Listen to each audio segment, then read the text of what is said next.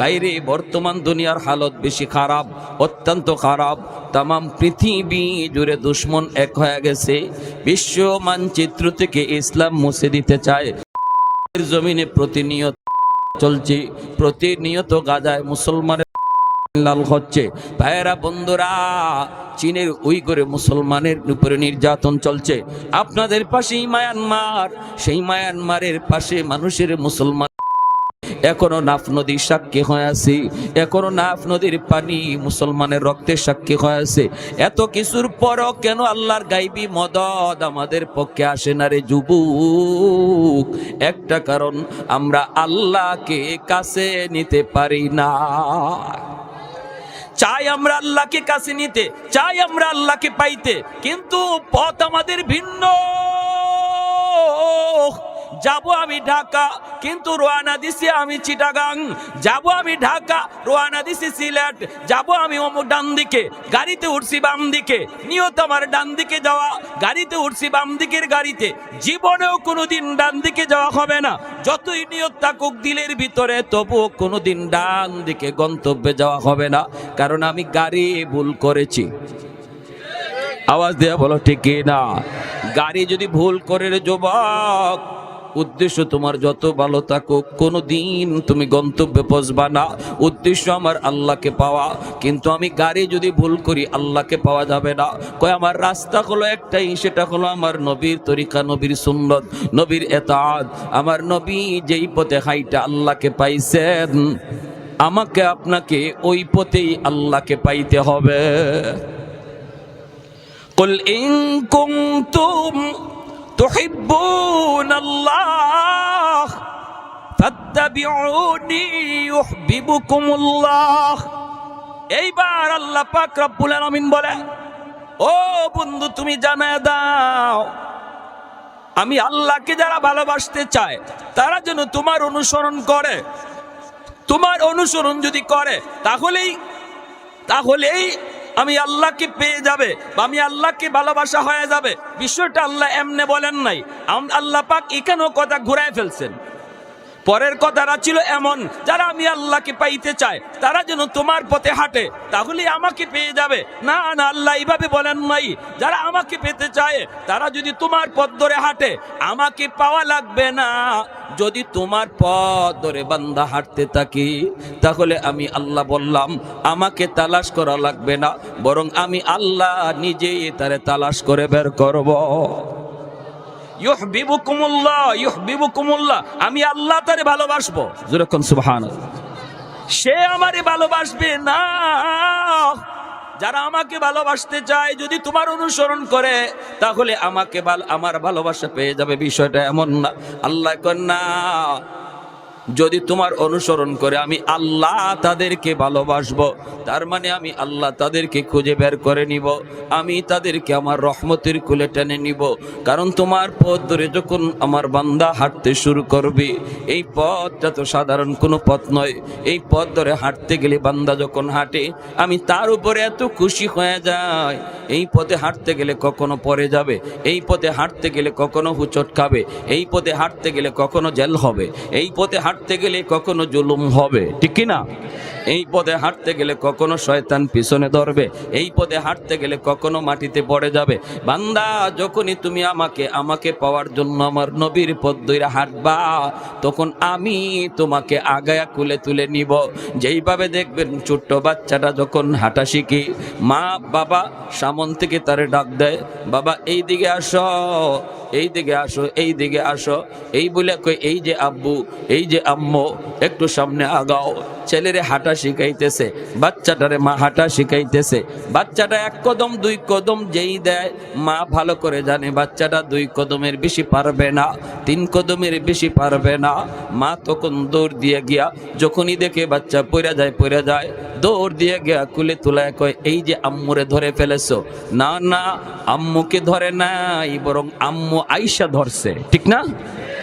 আম্মু আইয়া ধরছে। আল্লাহ কই, বান্দা আমি আল্লাহকে পাওয়ার জন্য যখন আমার হাবিবের তরিকা দইরা তুমি সামনে আগাও, আমি আল্লাহ তখন রহমতের কোল লইয়া তোমার কাছে আগায়া যাই। আমি তোমাকে কুলে তুলে নেই, আর ওই অবস্থায় যদি তুমি পরে যাও, যদি তোমার গায়ে কোনো ধুলাবালি লাগে, মা যেমন ঝাড়া দিয়ে ধুলাবালি পুইসা দেয়, মা যেমন ঝাড়া দিয়ে ধুলাবালিটা মুইসা দেয়, পরিষ্কার করে দেয়, আল্লাহ বলেন ওয়ায়াগফির লাকুম যুনুবাকুম। মহব্বতের প্রসঙ্গে কেন এখানে আবার গুনাহ মাফের কথা আসলো আল্লাহ বুঝাইলেন। হাকিমুল উম্মত নবী রাহমাতুল্লাহি আলাইহি এত সুন্দর মিসাল দিয়ে বুঝাইছেন, মা যেমন গায়ের ধুলাবালিগুলি মুইসা দিয়া সান্ত্বনা দেয়, আল্লাহ পাক কয় বান্দারে আমার হাবিবের পথে চলতে যায় তোমার যেই সমস্ত গুদভুল ত্রুটি হয়ে গেছে, তোমার জীবনে যেই সমস্ত কিছু ময়লা লাগছে, মা যেমন ঝাড়া দিয়া দুলা মুইসা দেয়, আমি আল্লাহ তোমার জীবনের গুনাহগুলি ঝাড়া দিয়া মুছে দেব। ওয়ায়াগফির লাকুম যুনুবাকুম ওয়াল্লাহু গফুরুর রহিম। সাহাবায়ে কেরাম রাদিয়াল্লাহু তাআলা আনহুম এইভাবেই তাদের জীবন গড়ছেন। তারা দাঁড়ানো বুঝতেন না, হাঁটা বুঝতেন না, বসা বুঝতেন না। তারা এইভাবে ভাইয়েরা বন্ধুরা ঘুম বুঝতেন না, দিন বুঝতেন না, রাত বুঝতেন না। তারা একটাই শুধু বুঝতেন, আমার জীবনের বিকল নমুনা কেমনে নবীর মতো হয়ে যায়। আমার নামাজের কিবলা হবে খানায় কাবা, কিন্তু মুসলমানের জীবনের কিবলা হবে মুহাম্মাদুর রাসূলুল্লাহ সাল্লাল্লাহু আলাইহি ওয়াসাল্লাম। নামাজের কিবলা খানায় কাবা, জীবনের কিবলা হবে মুহাম্মাদুর রাসূলুল্লাহ। চুলটা তুমি কেমনে রাখবারে যুবক, নবীর মতো রাখো। চেহারাটা কেমনে ধরাইবা, নমুনা কেমনে নবীর মতো। পোশাকটা তোমার কেমনে নবীর মতো। যখনই তোমার অবিকল নমুনাটা আল্লাহ পাক নবীর রঙে দেখবে, তখনই আল্লাহ পাক তোমাকে সাধারণ বন্ধু বানায় নিবে। কারণ নবী হলেন আল্লাহর ঘনিষ্ঠ বন্ধু। এই ঘনিষ্ঠ বন্ধুর নমুনা আল্লাহ যার ভিতরে যত পায়, আল্লাহ তারে তত সাধারণ বন্ধু বানায়। ঠিক না? সাহাবায়ে কেরাম রাদিয়াল্লাহু তাআলা আনহুম আল্লাহ নবীর আদেশ পাইছেন এখানে যাইতে হবে। জীবন থাকবে কি যাবে এমন কোন পরোয়া ছিল না। দ্রুত সেখানে হাজির। মুতার যুদ্ধ মায়ার নবী বলেন, তিনজন সেনাপতির নাম আমি নবী ঘোষণা করলাম। এক নম্বর হলো যায়েদ ইবনে হারেসা, দুই নম্বর হলো জাফর ইবনে আবি তালিব, তিন নম্বর হলো আব্দুল্লাহ ইবনে রাওয়াহা। নবী বলেন এই তিনজন সেনাপতির নাম আমি নবী ঘোষণা করলাম। আজকের যুদ্ধে দুশমন হবে 2 লক্ষ। নবী বলেন আজকের যুদ্ধে দুশমন হলো 2 লক্ষ, কিন্তু আমার মুজাহিদ বাহিনী মাত্র 3000। 3000 সাহাবী যুদ্ধ করবেন 2 লক্ষ দুশমনের মোকাবেলায়। আল্লাহু আকবার জোরে বলেন, আর একটু জোরে কোন আল্লাহু আকবার।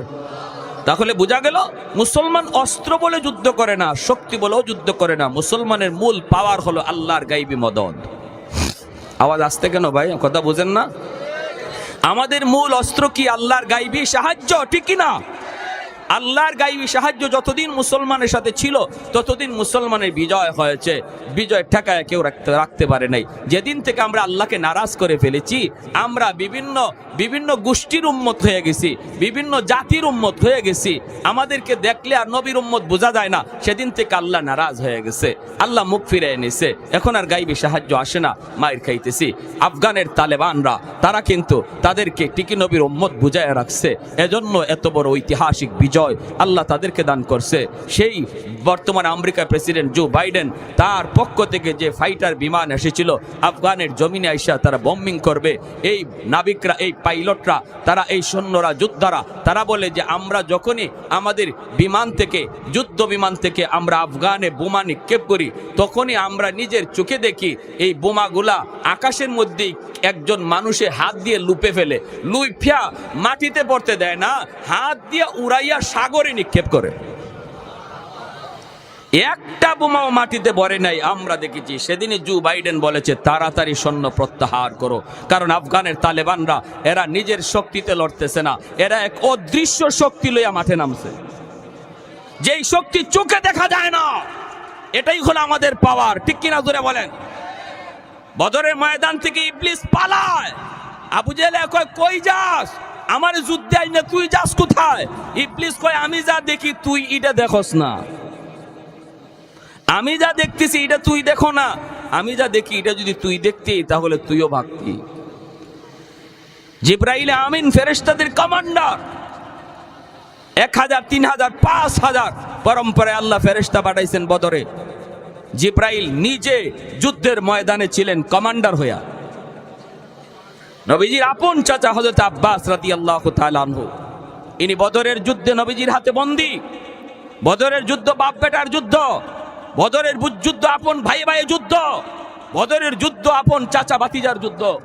আমার নবী একদিকে, নবীর আপন চাচা হযরত আব্বাস রাদিয়াল্লাহু তাআলা আনহু, যিনি পরে কালেমা পরে মুসলমান হয়েছেন, নবীর বিরুদ্ধে ছিলেন, আবু জাহেলের পক্ষে ছিলেন। দুই ভাই দুই দিকে দুই পতাকা নিয়ে দাঁড়ানো, একজন ইসলামের পক্ষের পতাকা, আরেকজন কাফিরদের পক্ষের পতাকা। দুজন আপন এক মায়ের গর্ভের সন্তান। আবু বকর সিদ্দিক রাদিয়াল্লাহু তাআলা আনহু বদরে নবীর পক্ষে, ওনার কলিজার টুকরা সন্তান আবু জাহেলের পক্ষে। কেমন যুদ্ধটা ছিল বদরের যুদ্ধ, হ্যাঁ? হযরত আব্বাস রাদিয়াল্লাহু তাআলা আনহু ইনি যখন বন্দী করে নিয়ে আসছেন, ওনারা ধরে নিয়ে আসছেন হযরত আব্দুল্লাহ ইবনে মাসউদ রাদিয়াল্লাহু তাআলা আনহু।